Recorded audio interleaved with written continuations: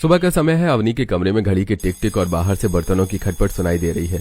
Alarm जोर से बजता है और अवनी रजाई के अंदर से हाथ निकालकर उसे बंद करती है। हे भगवान, सुबह हो गई, बस 5 मिनट प्लीज, बस 5 मिनट और सोने दो। कल रात काम करते करते कमर टूट गई थी। अवनी करवट लेकर दोबारा आंखें बंद करती है कि तभी बाहर से उसकी माँ विमला की आवाज कानों में पड़ती है। अरे ओ महारानी, अभी तक बिस्तर में पड़ी हैं, क्या दिन चढ़ गया है और इनकी नींद नहीं टूट रही। घर का काम क्या पड़ोसन आकर करेगी। उठ गई माँ, बस आ रही हूँ। लड़की जात होकर इतनी देर तक सोना शोभा नहीं देता। ससुराल जाएगी तो पहले दिन ही वापस भेज देंगे कि ले जाओ अपनी कुंभकर्ण को। जी माँ, बस आ गई। अवनी हड़बड़ाहट में बिस्तर ठीक करती है। उसके चेहरे पर नींद है लेकिन वो फिर भी बाहर चली जाती है। बाहर डाइनिंग टेबल पर गर्मा गर्म आलू के पराठे रखे हैं। अवनी का भाई मोहित और पिता सुरेश मजे से नाश्ता कर रहे हैं। अवनी रसोई से दौड़ दौड़ कर सबको परोस रही है। वाह, आज पराठे में आलू और मसाले एकदम सही है। अवनी जरा अचार तो लाना। और मेरे लिए थोड़ा मक्खन भी ले आना। अवनी, सूखा पराठा गले से नहीं उतरता। अवनी जल्दी से रसोई में से बाहर आती है और डाइनिंग टेबल पर बैठ जाती है। जी बाबूजी, जी भैया। सबको खिलाने के बाद अवनी अपनी प्लेट में एक पराठा रखने के लिए हाथ बढ़ाती है। तभी विमला उसका हाथ पकड़ लेती है। ये क्या तू पराठा उठाएगी? शर्म नहीं आती? शीशे में अपनी शक्ल देखी है? माँ, बहुत भूख लगी थी, बस एक। भूख लगी है तो पेट भर चर्बी मत बढ़ा। पहले ही फैलती जा रही है, हाथी जैसी हो गई। ससुराल वाले देखने आएंगे तो क्या सोचेंगे कि भैंस पाल रखी है हमने। माँ सही कह रही है, लड़कों को फिट लड़कियां ही पसंद आती हैं। जुबान पर लगाम दे और वजन कम कर। विमला एक बेस्वाद दलिया की कटोरी अवनी के सामने लाकर रख देती है। ये खा और चुपचाप खा, इसी से तेरा भला होगा। जी माँ। थोड़ा समय बीत जाता है। घर के हॉल में सब टीवी पर कॉमेडी शो देख रहे हैं। तभी एक मजेदार जोक आता है। ये तो बहुत फनी है। अवनी की हंसी सुनकर अचानक सुरेश रिमोट से टीवी म्यूट कर देता है। कमरे में सन्नाटा छा जाता है।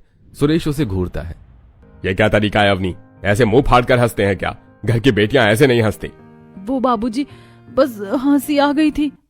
अरे हंसी आ गई तो मुस्कुरा लो। ऐसे रावण की तरह ठाके लगाना शोभा नहीं देता लड़कियों को। हंसी घर की दीवारों से बाहर नहीं जानी चाहिए। कोई सुनेगा तो क्या कहेगा कि सुरेश की बेटी कितनी बेशरम है। सिखाती तो हूँ पर इसके दिमाग में भूसा भरा है। ससुराल में ऐसे ही करेगी तो सास दूसरे दिन ही घर से निकाल देगी। वहाँ मुंह बंद रखना और नजरें झुकाकर रखना ही संस्कार माना जाता है। सॉरी बाबूजी, अब नहीं करूंगी। अवनी दुखी होकर वहां से चली जाती है। कुछ समय बीत जाता है। शाम का समय है। अवनी घर की छत पर बालकनी के पास खड़ी है। डूबता हुआ सूरज दिख रहा है और हल्की हवा चल रही है। अवनी ने अपनी आंखें बंद कर रखी हैं। सामने वाली छत पर पड़ोस का एक लड़का कुर्सी पर बैठकर पढ़ाई कर रहा है। उसका ध्यान अवनी की तरफ बिल्कुल नहीं है। तभी विमला छत पर आती है और अवनी को वहां खड़ा देखकर उसकी आंखें गुस्से से लाल हो जाती हैं।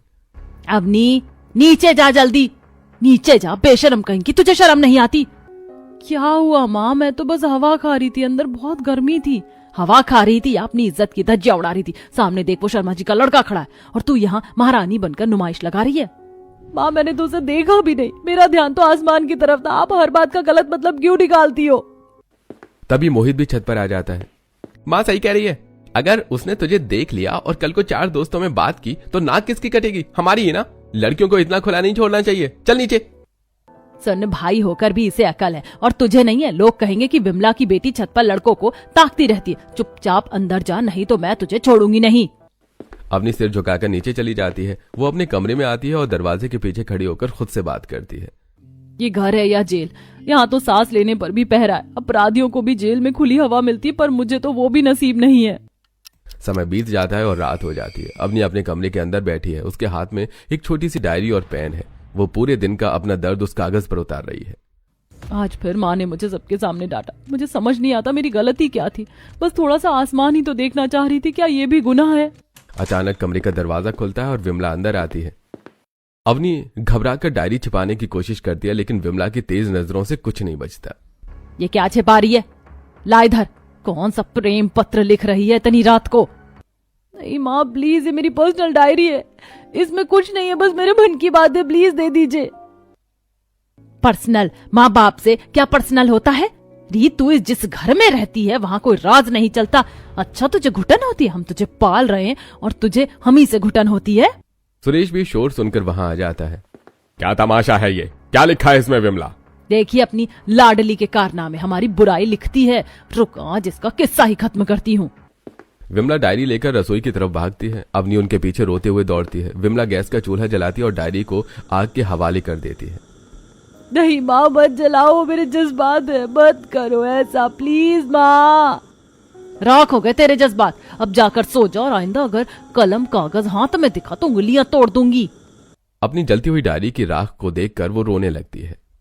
बस यही एक साथी थी मेरी जिसे मैं सब बता सकती थी, माँ ने उसे भी जला दिया। ये घर मेरे लिए जेल बन गया है जहाँ ना अपनी मर्जी से खा सकती हूँ ना जी सकती हूँ। समय बीत जाता है। दोपहर का समय है। अवनी की कॉलेज की दोस्त रिया उसके घर आई है। रिया ने जीन्स और टॉप पहनी है और बाल खुले रखे हैं। वो सोफे पर बिंदास होकर बैठी है। विमला और सुरेश सामने बैठे उसे घूर रहे हैं। अंकल आंटी नमस्ते, बहुत दिन हो गए थे अवनी से मिले तो सोचा सरप्राइज दे दूं। हम लोग सोच रहे थे कि आज मूवी देखने चले। वो भी हमारे घर की लड़की सिनेमा हॉल के अंधेरे में नहीं जाती बेटा, और वैसे भी अवनी को घर के बहुत काम है, उसे तुम्हारे जैसा आवारा घूमने की आदत नहीं है। अंकल आवारा नहीं, बस थोड़ा एंजॉयमेंट, हम सब फ्रेंड्स जा रहे हैं। देख बेटी, तू अपने घर में चाहे जो पहने चाहे जहां जाए, पर हमारे घर के संस्कार अलग है। ये फटे हुए कपड़े और बाल खोलकर घूमना हमें पसंद नहीं। खरबूजे को देखकर खरबूजा रंग बदलता है, इसीलिए हम नहीं चाहते कि अपनी तेरी संगत में बिगड़े। रिया तू प्लीज चली जा, मैं बाद में बात करूंगी। रिया का सब्र टूट जाता है और वो खड़ी हो जाती है। आंटी मुझे लगा था आप लोग अवनी का भला चाहते हैं, पर आज अपनी आंखों से देख लिया। यार अवनी, मैंने सुना था कि लड़कियां ससुराल जाकर कैद होती हैं, पर तेरे घर वालों ने तो तुझे अभी से ही जेल में बंद कर रखा है। जुबान संभाल लड़की, अपने घर जा रही हूँ। पर अवनी मुझसे अब बात मत करना, मैं तुझे दोस्त मानती हूँ, इसीलिए तुझे ऐसे तिल तिल कर घुटते हुए नहीं देख सकती हूँ। तू जिंदा लाश बन गई है इस घर में। रिया चली जाती है और अवनी भी दुखी होकर वहां से अपने कमरे में चली जाती है। कुछ दिन बीत जाते हैं। एक दिन अवनी अपनी एक फ्रेंड के बर्थडे पार्टी में आई थी। शाम को कैफे में पार्टी चल रही है, पर अवनी डरी हुई है क्योंकि उसे 6 बजे घर जाना है। 6 बजते ही माँ का फोन आता है, जिसे देखकर उसका दिल धड़कने लगता है। हेलो माँ, कहाँ मर गई? 6 बज गए हैं, किसी लड़के के साथ है क्या? नहीं माँ, बस निकल रही हूँ। 15 मिनट में घर आ जा वरना टांगे तोड़ दूंगी। आज के बाद निकलना बंद। अवनी डर जाती है। तभी उसे सहेली बुलाती है। अवनी आजा, केक काटते हैं। नहीं यार, पेट में बहुत तेज दर्द हो रहा है, मुझे जाना होगा, सॉरी। अवनी वहां से चली जाती है। अवनी की सहेली समझ चुकी थी कि अवनी क्यों गई है। एक दोपहर अवनी अपने उलझे बाल सुलझा रही है, तभी विमला आती है। माँ, गर्मी से बाल संभालना मुश्किल है, क्या थोड़े छोटे करवा लूं? खबरदार, जो कैंची भी लगाई छोटे बाल आवारा लड़कियां रखती हैं जिनका चरित्र ढीला होता है। माँ, बालों का चरित्र से क्या लेना देना? जुबान मत लड़ा, चुपचाप चोटी बना वरना घर से निकाल दूंगी। अवनी वहां से चली जाती है। फिर विमला रोहन को आवाज लगाती है। बेटा मोहित, जल्दी आ, मुझे सत्संग के लिए देरी हो रही है। माँ गेम खेल रहा हूँ, 10 मिनट रुक जाओ। अवनी वहां आती है। माँ मैं छोड़ देती हूँ, मुझे स्कूटी चलानी आती है। तभी मोहित वहां आ जाता है। तू चलाएगी? रहने दे पापा की परी, कहीं ठोक देगी, तुझे साइकिल तो आती नहीं है। भैया मुझे आती है। सच्चाई है, लड़कियों के बस का नहीं है गाड़ी चलाना, चल हट। हाँ तू ही चल, इस पगली के भरोसे रही तो अस्पताल पहुंच जाऊंगी। जा तू काम कर। वो दोनों वहां से चले जाते हैं। अवनी वहीं खड़ी रहती है कि एक दिन की बात है, शाम को रिश्तेदार आए हैं। अवनी ट्रे लेकर सबको पानी देती है। अरे सुरेश जी, आपकी बेटी बहुत अच्छी है। वैसे बेटा आगे क्या सोचा है, कोई कोर्स या फिर नौकरी? जी अंकल, मैं फैशन डिजाइनिंग करना चाहती हूँ। मेरा सपना है कि मैं अपना अरे भाई साहब, क्या रखा है नौकरी में? लड़की पर आया धन है, इसे कौन सा हमारा सहारा बनना है? पर बाबूजी मुझे डिजाइनिंग पसंद है। चुप कर, बड़ों के बीच में नहीं बोलते। भाई साहब, हमने तो बस शादी का सोचा है। चूल्हा चौका ही औरत का असली काम है, डिग्री रोटियां थोड़ी बनाएंगी। अरे सही कहा, हमने लड़की जितनी जल्दी अपने घर जाए, सिर का बोझ उतना ही हल्का होता है। अवनी ट्रे कसकर पकड़ती है और वो चुपचाप सिर झुकाकर चली जाती है। कुछ समय बीत जाता है। अवनी की शादी तय हो गई थी। एक मिडिल क्लास फैमिली में आज पूरी फैमिली शॉपिंग करने आई थी। मैम ये देखिए, लेटेस्ट पेस्टल कलर है इसका, बहुत हल्का है और ट्रेंडी है। माँ ये कितना सुंदर है, मुझे ये बहुत पसंद है। धत, ये क्या फीका रंग उठा लिया, विधवाओं वाले कपड़े पहनेगी।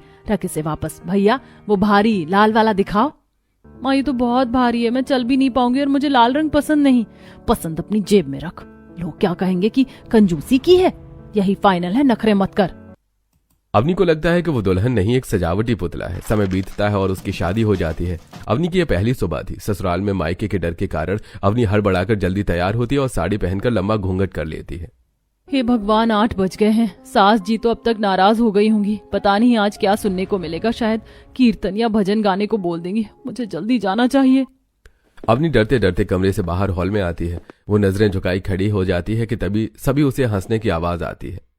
अरे नीना, तू भी ना क्या जोक मारा है। अवनी धीरे से घूंघट उठाकर देखती है। सामने का नजारा देखकर उसके होश उड़ जाते हैं। वहां 4-5 और महिलाएं बैठी हैं। टेबल पर चाय समोसे रखे हैं। वहां किटी पार्टी चल रही है। अरे आ गई मेरी स्टार। आओ आओ बेटा। माँ जी, वो मुझे माफ कर दीजिए, देर हो गई। अरे पगली, ये मेरी किटी पार्टी है और ये घूंघट क्यों निकाल रखा? यहाँ कोई रामलीला थोड़ी चल रही। हटाओ इसे। सुधा प्यार से अवनी का घूंघट हटा देती है और उसे अपने पास सोफे पर बैठा लेती है। देखो, ये है मेरी बहू अवनी, पर खबरदार जो किसी ने इसे बहू कहा, ये मेरी नई फ्रेंड है। अब से ये भी हमारी टीम में है। बेटा रिलैक्स करो, यहाँ कोई पाबंदी नहीं है। अवनी की आंखों में आंसू आ जाते हैं, लेकिन ये खुशी के आंसू हैं। वो हैरान होकर सुधा को देखती है। उसे यकीन नहीं हो रहा कि सास ऐसी भी हो सकती है। ऐसी समय बीत जाता है और दोपहर हो जाती है। प्रिया की 3-4 सहेलियां घर आई हुई थी। प्रिया उनके साथ बैठकर गप्पे लड़ा रही थी। अरे प्रिया की फ्रेंड्स आई हैं, मुझे जल्दी से चाय और नाश्ता बनाना चाहिए, वरना क्या सोचेंगे। अवनी तेजी से किचन की तरफ भागती है। तभी प्रिया उसे देख लेती है और दौड़कर उसका रास्ता रोक लेती है। अरे भाभी, कहाँ भागी जा रही हो? रुको तो। वो तुम्हारी सहेलियां आई है ना, मैं बस पकौड़े तलने और चाय बनाने जा रही थी। 5 मिनट में ले आऊंगी। ओ गॉड भाभी, कौन से जमाने में जी रही हो? पकौड़े तलने के लिए पूरी जिंदगी पड़ी है। आज तो पार्टी मूड है, आप किचन में नहीं जाओगी। पर नाश्ता मेहमान भूखे रहेंगे क्या? मैंने खाना ऑर्डर कर दिया है ऑनलाइन, बस आता ही होगा, आप टेंशन मत लीजिए।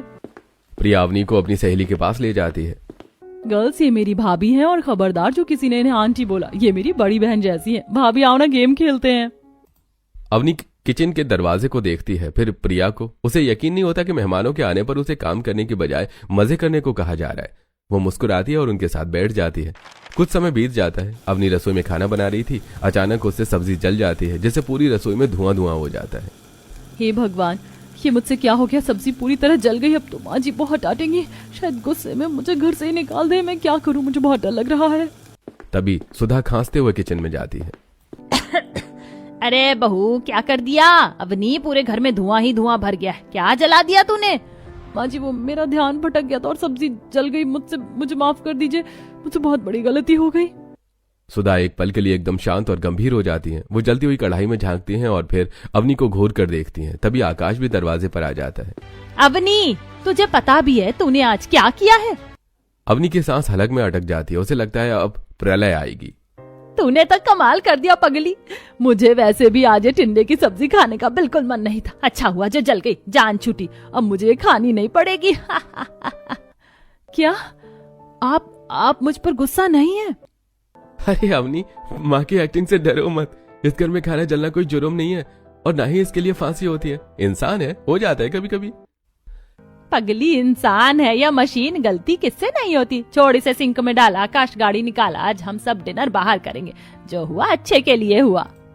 अवनी उन्हें देखती रह जाती है। समय बीत जाता है। रविवार की सुबह थी। ससुर जी मिस्टर कपूर अपने कमरे में टेबल पर कुछ फाइलें और घर का हिसाब किताब लेकर बैठे हैं। अवनी, बहू जरा इधर आना तो। अवनी जल्दी से कमरे में जाती है। जी पापा जी, आपने बुलाया? मुझे तुमसे एक जरूरी बात करनी है। जी कहिए पापा जी, कोई गलती हो गई क्या मुझसे? मिस्टर कपूर चाबी का गुच्छा और एक डायरी अवनी की तरफ सरकाते हैं। गलती तो मुझसे हो रही है बेटा। ये बुढ़ापा और ये हिसाब किताब अब साथ नहीं चलते। अब पैसे नहीं संभलते। ये लो, घर की तिजोरी की चाबी और हिसाब किताब की डायरी। चाबी मुझे? पर पापा जी, मुझे तो घर आए अभी कुछ ही दिन हुए हैं। इतनी बड़ी जिम्मेदारी? अरे तुम इस घर की लक्ष्मी हो अवनी, और लक्ष्मी के हाथ में जो खजाना सुरक्षित रहता है, मुझे तुम पर पूरा भरोसा है। आज से घर का बजट तुम संभालोगी। कहाँ खर्चा करना है और कितना बचाना है, यह सब तुम्हारा फैसला होगा। तभी सुधा भी चाय लेकर वहां आ जाती है। बिल्कुल सही किया इन्होंने। अब हमें कोई टेंशन नहीं। ले लो बेटा, ये तुम्हारा हक भी है और जिम्मेदारी भी। मैं आपका भरोसा कभी नहीं तोड़ूंगी पापा जी। जानता हूँ बेटा, जानता हूँ। समय बीतता है। सुबह का समय है। अवनी घर के हॉल में झाड़ू लगा रही है। तभी उसका फोन बजता है। स्क्रीन पर माँ का नाम देखकर उसके हाथ बुरी तरह से कांपने लगते हैं। वो डरी हुई नजरों से इधर उधर देखती है और डरते हुए फोन उठाती। हेलो, प्रणाम माँ। प्रणाम गया भाड़ में। ये बता, तू अब तक सो रही थी क्या? 9 बज गए हैं। अब तक तो घर का पूरा काम निपट जाना चाहिए था। सुन, ससुराल में नाक मत कटवाना। मेरी सास के उठने से पहले चाय तैयार रखना और उनकी जी हजूरी में कोई कमी मत छोड़ना, समझी? वहां की नौकरानी बनकर रहना, तभी टिक पाएगी। जी माँ, मैं काम ही कर रही हूँ, मैं सब संभाल लूंगी। तभी सुधा के पास ही सोफे पर बैठकर अखबार पढ़ रही थी। उठकर आती है, वो अपनी अवनी के हाथ से फोन छीन लेती है। हेलो विमला जी, मैं सुधा बोल रही हूँ। अरे समधन जी नमस्ते, वो तो मैं बस अवनी को समझा रही थी। समझाइए मत विमला जी, और आइंदा मेरी बहू को नौकरानी बनने की सलाह तो बिल्कुल मत दीजिएगा। अवनी हमारे घर की बहू है, कोई गुलाम नहीं। नहीं, मेरा वो मतलब नहीं था। सुनिए, हमारे घर में बहुओं को सिर पर बिठाया जाता है, पैरों में नहीं। हम इसे पूरी आजादी देंगे, ये अपनी मर्जी से जिएगी। आप इसकी चिंता करना छोड़ दीजिए और अपनी बेटी को खुश रहने दीजिए। दोबारा इसे धमकाने के लिए फोन मत कीजिएगा। सुधा फोन काट देती है। अवनी अपनी सास को देख रही थी। माँ जी आपने, अरे पगली रोती क्यों है? शेरनी की बहू है तू, चूही बनकर मत रहा कर। तू यहाँ बेफिक्र होकर काम कर, तुझे जो करना है वो कर, मैं तुझे कभी नहीं रोकूंगी। अगली सुबह अवनी जल्दी उठकर तैयार हो गई है और रसोई में जाने लगती है। तभी आकाश और मिस्टर कपूर उसका रास्ता रोक लेते हैं। हेलो मैडम, यू टर्न लीजिए, आज किचन बंद है। बंद है मतलब आज खाना नहीं बनेगा? खाना बनेगा पर तुम नहीं बनाओगी, आज तुम्हारा ऑफ है। आज तुम जा रही हो सोलो डेट पर। Solo date? ये क्या होता है पापा जी, और मैं अकेली कहाँ जाऊंगी? तभी वहां पर सुधा आती है और उसके हाथ में एक पर्स था। वो पर्स को अवनी को दे देती है। सोलो डेट मतलब अपनी खुद की कंपनी एंजॉय करना। जा बेटा, बाजार जा, शॉपिंग कर, कोई बढ़िया सी मूवी देख, चाट पकौड़ी खा, जो तेरा मन करे वो कर, बस शाम से पहले घर मत आना। पर माँ जी घर का काम कौन करेगा, और मुझे अकेले जाने में अजीब लग रहा है। आप सभी मेरे साथ चलिए ना। अरे डरती क्यों हो, मैं हूं ना बैकअप के लिए। पर आज तुम्हें अपनी आजादी खुद महसूस करनी होगी। तुम अकेले ही घूमने जाओ, मॉल में जाओ, मूवी देखने जाओ, मस्ती करो, चिल करो। अवनी धीरे धीरे घर से बाहर निकलती है। वो पहले डरते डरते बाजार में चलती है और फिर वो गोलगप्पे वाले के पास रुकती है। वो अकेले गोलगप्पे खाती है और पहली बार बेफिक्र होकर हंसती है। वो एक शोरूम में जाती है और अपनी पसंद के कपड़े खरीदती है। वो सिनेमा हॉल में अकेले बैठकर पॉपकॉर्न खाते हुए फिल्म देखती है। सांस लेना इतना खूबसूरत भी हो सकता है, मुझे आज पता चला। मायके में तो कभी घर की चौखट के बाहर अकेले कदम रखने की इजाजत नहीं थी। हमेशा यही सुना था कि बाहर की दुनिया बहुत खराब है, लेकिन आज अकेले घूमते हुए मुझे डर नहीं बल्कि एक अजीब सा नशा महसूस हो रहा है। अपनी मर्जी से चलना, अपनी मर्जी से रुकना और खुद अपनी कंपनी एंजॉय करना, ये आजादी तो किसी सपने से कम नहीं। शाम का समय था। बाहर मूसलाधार बारिश हो रही थी। बादलों के गरजने की आवाज आ रही थी। अवनी खिड़की के पास खड़ी है। वो बाहर गिरते पानी को देख रही है। उसका हाथ कांच पर है, जैसे वो बारिश को छूना चाहती हो, पर उसे अपने मायके की याद आती है जहां भीगना मना था। तभी छत से प्रिया के चिल्लाने की आवाज आती है। वो भाभी ऊपर आओ ना, बहुत मजा आ रहा है। नहीं, बीमार पड़ जाऊंगी, माँ जी गुस्सा करेंगी। सुधा पीछे खड़ी ये सब देख रही थी। वो आती है और अवनी का हाथ पकड़ लेती है। क्या देख रही है? मन कर रहा है ना? वो बस देख रही थी माँ जी। देख मत, जी ले, जा भीग ले, जवानी बार बार नहीं आती, जा ऊपर। सुधा अवनी को हल्का सा धक्का देती है। अवनी दौड़कर छत पर जाती है। प्रिया पहले से वहां बारिश में नाच रही है। अवनी को देखकर वो उसका हाथ खींचती है और फिर आसमान की तरफ मुंह करके अपनी बाहें फैला देती है। वो बारिश की बूंदों को अपने चेहरे पर महसूस करती है। वो गोल गोल घूमती है और प्रिया के साथ पागलों की तरह नाचने लगती है। उसकी हंसी बारिश के शोर से भी तेज है। नीचे आकाश और मिस्टर कपूर खड़े होकर ये सब सुन रहे थे। वाह भाई वाह, घर की लक्ष्मी खुश हो तो घर खुश। देखो कैसे बच्चों की तरह नाच रही है। हाँ पापा, पहली बार उसे इतना खुलकर हंसते देखा है। थैंक यू माँ, आपने उसे वो बचपन लौटा दिया जो उसने कभी जिया ही नहीं था। तभी सुधा एक ट्रे में गर्मा गर्म पकौड़े और चाय लेकर छत की तरफ जाती है। और नचबलिए वालों, बस भी करो, अब आ जाओ, गरम पकौड़े खाने हैं, वरना सर्दी लग जाएगी तो मुझे ही काढ़ा बनाना पड़ेगा। अवनी और प्रिया एक दूसरे को देखकर हंसती हैं और दौड़कर सुधा के गले लग जाती हैं। गीले कपड़ों की परवाह किए बिना आज बारिश ने अवनी के सारे पुराने जख्म धो दिए थे। ऐसे एक दिन और बीत जाता है। सुबह का समय सुहाना है। एक शांत और खूबसूरत इलाके में धूप खिली हुई है। तभी एक खूबसूरत 2 मंजिला घर के सामने एक कार आकर रुकती है। कार का दरवाजा खुलता है और उसमें से आकाश, अवनी, सुधा, मिस्टर कपूर और प्रिया नीचे उतरते हैं। अवनी की आंखों पर एक पट्टी बंधी हुई है। उसने एक सुंदर साड़ी पहनी और वो बहुत खुश है। लो पहुंच गए जहां में पहुंचना था। आराम से अवनी, बस 1 मिनट और आगे बढ़ाओ। अरे सामने सीढ़ियां हैं, जरा संभल कर चलना। हाँ, मैं हूं ना तुम्हारे साथ। आकाश, हम कहाँ आए हैं और ये आंखों पर पट्टी क्यों बांध रखी है? मुझे तो डर लग रहा है कि कहीं गिर ना जाऊं। प्लीज मुझे गिरा मत देना। अरे भाभी, आप गिरोगी नहीं, आज तो आपके उड़ने का दिन है। बस 2 मिनट और सब्र करो। कहते हैं ना कि सब्र का फल बहुत मीठा होता है। डरो मत बेटा, हम सब तुम्हारे आसपास ही हैं, बस अपनी मंजिल पर पहुंच ही गए हैं। वो सब घर के मुख्य द्वार पर रुकते हैं। मिस्टर कपूर आगे बढ़कर दरवाजे पर लगे पर्दे को हटाते हैं। आकाश, अब खोल दो पट्टी, देख लेने दो हमारी बहू को उसका असली तोहफा। आकाश धीरे से अवनी की आंखों से रेशमी पट्टी खोलता है। अवनी अपनी पलकें झपकाती है ताकि धुंधलापन दूर हो सके। जैसे ही उसकी नजर सामने जाती है वो सन्न रह जाती है। सामने एक आलीशान घर है और गेट पर एक बड़ा सा नेम प्लेट लगा है। उस पर सुनहरे अक्षरों में चमकता हुआ लिखा है अवनी और आकाश विला। ये मेरे नाम, पापा जी, ये घर हमारा है। हाँ बेटा, लोग कहते हैं कि घर ईंट पत्थर से बनता है, पर उसे असली घर तो घर की लक्ष्मी ही बनाती है। और जब तुम इस घर की लक्ष्मी हो तो नाम भी सबसे पहले तुम्हारा ही होना चाहिए ना। ये तुम्हारा जन्मदिन का तोहफा है। अवनी की आंखें में खुशी के आंसू छलक आते हैं। वो रोने लगती है। अरे पगली, अभी तो बस ट्रेलर देखा है, पूरी फिल्म तो अंदर है। चलो अब ये फीता काटो और अपने घर के अंदर चलो। अवनी कांपते हाथों से रिबन काटती है और घर के अंदर अपना पहला कदम रखती है। अंदर का हॉल बहुत ही सुंदर सजा हुआ है, लेकिन आकाश उसे रोककर घर के एक खास हिस्से की तरफ ले जाता है जहां एक कांच का दरवाजा लगा है।